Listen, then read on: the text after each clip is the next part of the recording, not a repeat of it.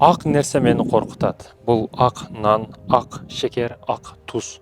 Ак нерселер адамга өтө чоң калория берет, татуулук берет, дофамин берет, бирок аркасынан өтө чоң кайгы дагы берет. Ошондуктан ак нерселерден этият болгула деген көп аалымдарыбыз дагы тыйылган да.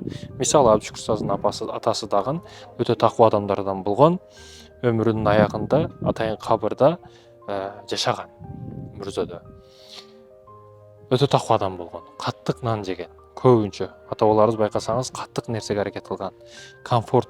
Бүгүн биз жумшак деп машинанын да жумшагын, бардык нерсенин жумшагын кылып атабыз, бирок ошого жараша көп нерсе бузулуп да кетип атат.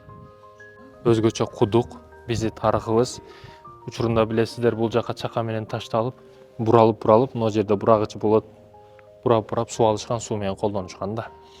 Ошол кудукту көрүп азыр бир окуя эсиме түшүп кетип, бир эркек суу алып аткан аялга көзүшөт экен да. Анан аялга келип, аялдын макири, аялдын куулугу не деп сурайт экен да. Десе, баягы карап туруп, бир деген нерсени хоп, бир деген нерсени жок кылып коюшу мүмкүн дейт экен да аял.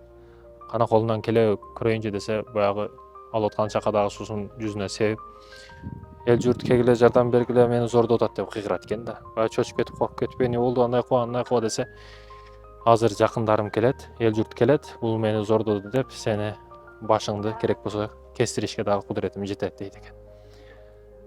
Анан жо болду, тооба кылдым, аялдын куулугун түшүндүм, макирине түшүндүм аялдын деп тооба кылган учурда кайра келип элдер чогулуп келип, не болду десе, мен сууга түшүп кеттим кудукка, бул жигит мени жардам берди, чыгарып калды дейт экен да.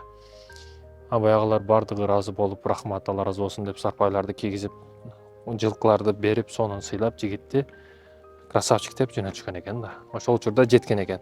Ошо кудукту көрүп, ушул окуя эсиме түшүп азыр айтууну туура көрдүм экен иштерим.